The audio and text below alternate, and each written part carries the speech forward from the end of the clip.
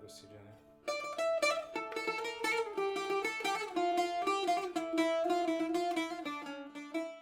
The Spartans are arguably one of the most recognizable ancient people in the world, and as such, their depictions in all kind of medias have been countless and, let's say, imaginative. It's in our nature to be curious about our ancestors, what they did, how they talked, what they looked like.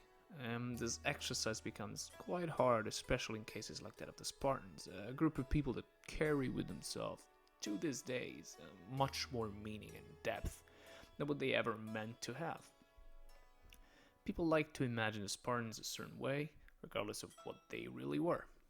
Today we'd like to go on a little trip through history and try to determine whether we can answer once and for all the following question. What did the Spartans actually look like? Let's start from what they definitely didn't look like by going back to the 2007 movie 300. Little disclaimer, even as a history buff myself, I love 300, and I'm 100% aware of the fact that it's the movie adaptation of Frank Miller's 300 comic book, and it was never meant to be an historical movie. That said, in any case, the look of the Spartans in 300 has become iconic, to say the least, but for all those that think that Spartans ever looked like that, I'm looking at you, look like a true Spartan 3 easy step guy. Well, let's break it down, shall we? Let's start with the lack of armor. Eye candy? Sure. Realistic? Take a guess. Obviously, no sane Greek would ever go in battle without armor, especially an hoplite in a phalanx. And the Spartan hoplites must have been some of the best equipped soldiers. If anything, because the core of their army, especially the 300 at Thermopylae, was made of wealthy aristocrats, whose literal only purpose was to be a soldier. With some politics here and there, sure. So there were no underwear machos running around the battlefield. And how about the large, flappy, heavy-looking red cape they're all wearing? To be fair, it doesn't take a history expert nor a genius to understand that a cape in battle prevents you from moving backwards, it can get caught in pretty much anything, it's annoying for those behind you in a phalanx formation, and can be grabbed and pulled by the enemy. Seriously, would you ever wear a cape in a battle? I mean, 100 style points for you if your answer is yes, but also, it was good knowing you, my friend. Then there's the physiques. Were there some dudes in Sparta built like the actors in the movie? Maybe, I guess. But given the lack of scientific and technological advancement needed to build, and most of all feed, a body like that, the reality is that the absolute majority of Spartans, and warriors in ancient times for that matter, must have had, if anything, a slim yet athletic frame. Multiple sources claim that the Spartans were trained specifically to go to war. That meant no food, strenuous marching exercises, little protection from harsh weather, and an overall getting used to the lack of comfort during a campaign. Now, if any of you have ever tried to look like Gerard Butler in 300, you must know that the last thing you should do to be that fit is starve yourself and never rest. This was a well-known fact among Greeks, as written by Plutarch in the life of Philopoemen. They told him, and it was the truth, that the habit of body and mode of life for athlete and soldier were totally different, and particularly that their diet and training were not the same, since the one required much sleep, continuous surfeit of food, and fixed periods of activity and repose, in order to preserve or improve their condition, which the slightest influence or the least departure from routine is apt to change for the worse, whereas the soldier ought to be conversant with all sort of irregularity and all sort of inequality, and above all, should accustom himself to endure lack of food easily, and as easily lack of sleep. Then Aristotle specifically mentions this fact regarding the Spartans. Now, at the present time, some of the states reputed to pay the greatest attention to children, produced in them an athletic habit, to the detriment of their bodily form and growth, while the Spartans, although they have avoided this error, yet make their boys animal in nature by their laborious exercises, in the belief that it is most contributory to manly courage. Also, just to be thorough, most likely the majority of Spartans in the movie, assuming they all wore a Corinthian helmet, let's say, probably would have had a horsehair crest on the helmet, the distinguishing feature of Leonidas in the movie, for example, or any other decoration for that matter, while the king himself and his officers would have worn this type of crest here, horizontal, as it was customary for officers and high-ranking members of the Spartan army. Lately, to my pleasant surprise, I've started noticing in many modern video game depictions, for example, this guy's on the screen every time a Spartan shows up. And a part of me loves it, at the very least for the honest attempt at historical accuracy, for once, although I feel compelled to make some clarifications here. In any case, let's start by taking a look at the elements that define these way more accurate than their 300 counterpart Spartans. Oof, that was long. First, the Pylos style helmet, which is this simple cone shaped, frankly unflattering helmet here. 2. The mustache-less beards, pretty self-explanatory. And 3. The long braided hair. Let's start with the Pylos.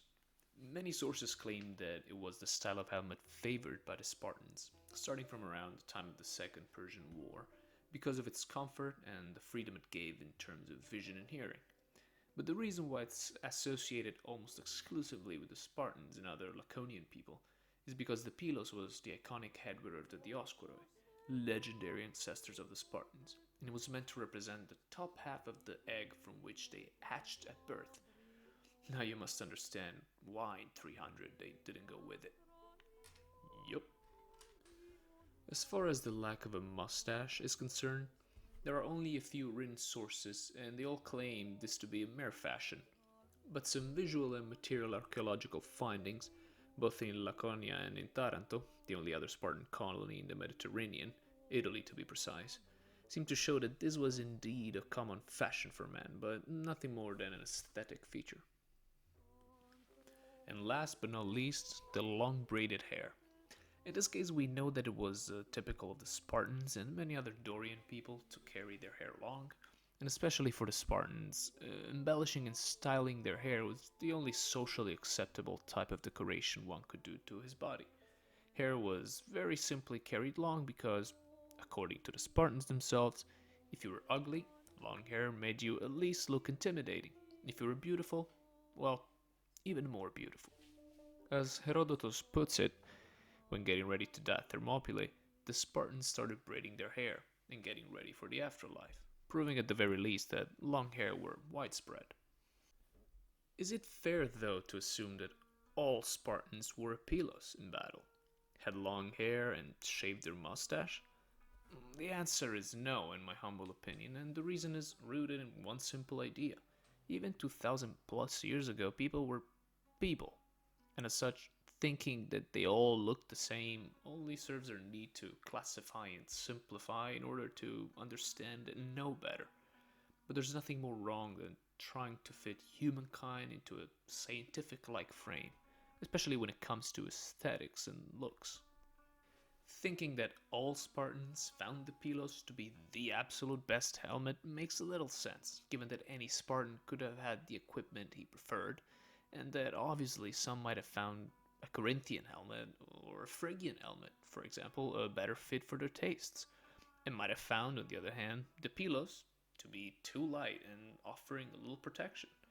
When it comes to equipment, most non-professional armies in the ancient world probably had little in terms of homogeneity and uniformity when it came to looks. And when it comes to hair and beard, what we said for the pylos applies tenfold, especially because, unlike the pylos, beard and hairstyle in Sparta were not related or tied to, for example, a religious element, making them nothing but a fashion trend. Now, did most Spartans sport long hair and that beard style? Probably.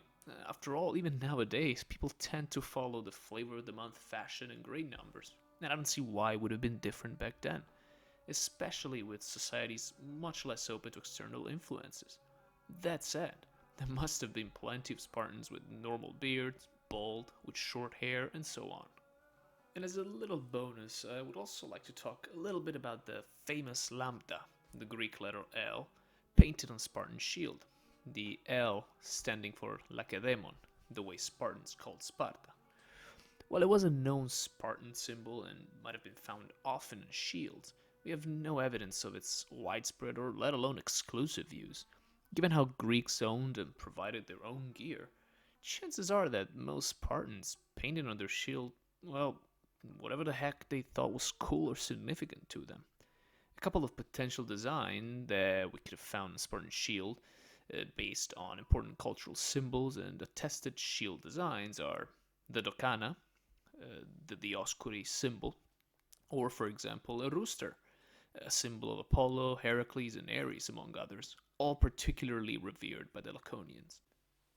In conclusion, Spartans were, well, people, and trying to guess how they all look like and then proceed to generalize is somewhat pointless. Well, it is important and outright interesting to imagine or discover what ancient people look like. After all, it makes it easier to understand them or even feel a little closer to them. Reducing any group of people to a fit for all set of features massively oversimplifies history and its protagonists. I'm quite sure that any Spartan could wake up any day and feel lazy enough to decide not to shave their mustache, just like we do.